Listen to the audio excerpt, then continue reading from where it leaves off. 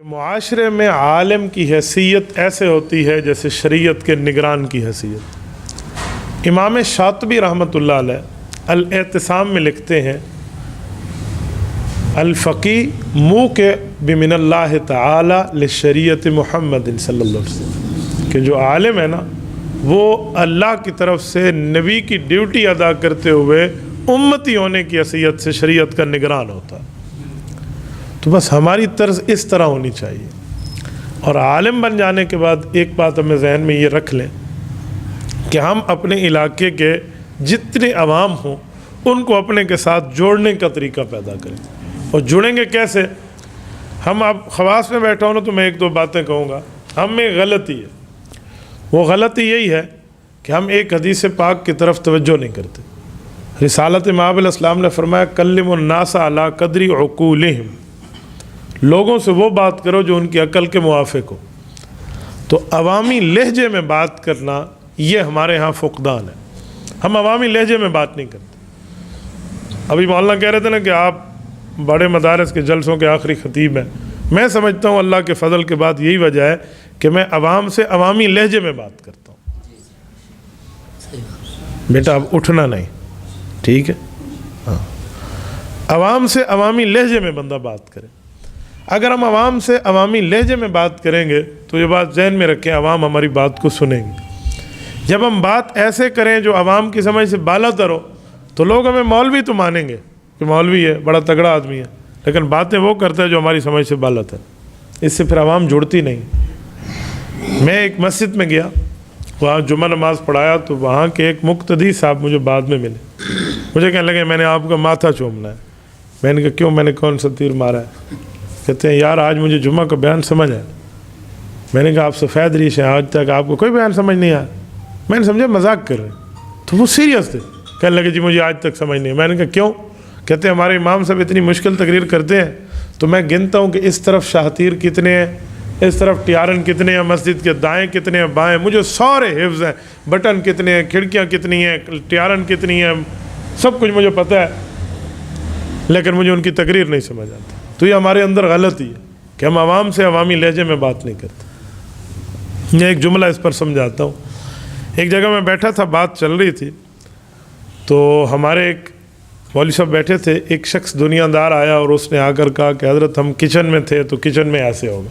تو مولوی صاحب نے اسے ٹوک کے کہا کچن میں نہیں، باورچی خانے میں تھے۔ میں نے کہا چلو چلنے دیں، کوئی نہیں مسئلہ۔ کچھ ٹائم کے بعد مولانا گفتگو کر رہے تھے اور وہ بندہ سن رہا تھا، تو مولوی صاحب نے کہا کہ ہمارے ایک استاد ہیں، وہ ہمارے اوپر بہت شفیق ہیں۔ تو اس نے کہا حضرت شفیق نہیں ہے، مہربان ہے۔ جب یہ دونوں باتیں ہو گئی نا تو پھر میں سمجھا کہ آپ کے سامنے تجربہ رکھو۔ ہم دوسرے کو تو کہتے ہیں اردو بول، ہم خود اردو نہیں بولتے، ہم عربی بول رہے ہوتے۔ حضرت نے ہمارے اوپر شفقت فرمائی، کہو نا مہربانی کی ہے۔ ہمارے اندر مسئلہ یہ ہے کہ ہم عوامی لہجے میں بات کرنے والے نہیں، ہم دوسرے کو تو ٹوکتے۔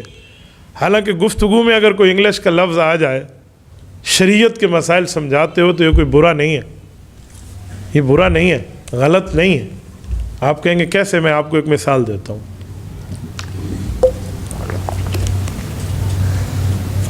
صحیح بخاری کی جو آخری حدیث ہے، یہ ہم ختمات بخاری میں بڑی ذوق و شوق سے سنتے ہیں، بیان کرتے ہیں۔ اس آخری حدیث کے باب میں ایک لفظ موجود ہے، یہ کتاب التوحید والرد علی الجہمیہ، باب نمبر 93، آخری کتاب۔ کیا ہے؟ باب ونضع الموازین القسط لیوم القیامہ وان اعمال بنی آدم وقولهم یوزن وقال مجاہد القسطاس العدل بالرومیہ۔ یہ بالرومیہ کیا چیز ہے؟ یہ رومی کیا ہوتا ہے؟ ہم اس کا ترجمہ کیا کہتے ہیں کہ عدل اور قسطاس اور فلاں، اس کا رومی زبان میں ترجمہ ہے۔ امام بخاری کو کیا پڑھی ہے وہ رومی زبان لایا؟ بات عربی کی کر رہی ہے، رسول عربی، قرآن عربی، اللہ رب العزت نے جو بات اتاری وہ عربی میں، ہم کیوں رومی زبان کی بات کریں؟ یہ امام بخاری رحمۃ اللہ علیہ نے جاتے جاتے ہمیں ایک جملہ سمجھایا کہ اگر دین کے سمجھاتے وقت غیر مذہب والوں کی زبان اگر استعمال کرنی پڑے تو دین کے سمجھانے کے لیے مدد لینی چاہیے۔ رومی کیا ہے؟ رومیوں کو بنی اصفر کہتے ہیں عربی میں، بنی اصفر انگریز کا نام ہے۔ تو انگلش سیکھنے میں کون سا حرج تھا؟ لیکن ہم دوسرے کو روک دیتے۔ چلو ہم نے روک ہی دیا تو ہم اپنی زبان تو اردو والی پیدا کریں نا۔ تو یہی ہمارے اندر غلطی ہے کہ ہم عربی کے الفاظ اتنے بول جاتے ہیں کہ ہماری عوام اس کا مطلب نہیں سمجھتی، حالانکہ یہ طریق انبیاء کا نہیں ہے۔ علماء انبیاء کے وارث ہیں۔ انبیاء کا طریق یہ نہیں ہے کہ اتنا سخت جملہ بولو، اتنا مشکل لفظ بولو کہ عوام سمجھ نہ سکے۔ انبیاء کا طریق کیا ہے؟ سورت نمبر 20 سورت طٰہٰ کھول لیجئے، یہ رب اشرح لی صدری کی 4 آیات کا ترجمہ ہم اپنے سامنے رکھ لیں تو ہمیں انبیاء کا طریق سمجھ آئے۔ حضرت موسیٰ علیہ السلام نے 3 دعائیں مانگی ہیں، چوتھا نتیجہ ہے۔ پہلی دعا رب اشرح لی صدری، دوسری ویسر لی امری، تیسری واحلل عقدۃ من لسانی، نتیجہ یفقہوا قولی۔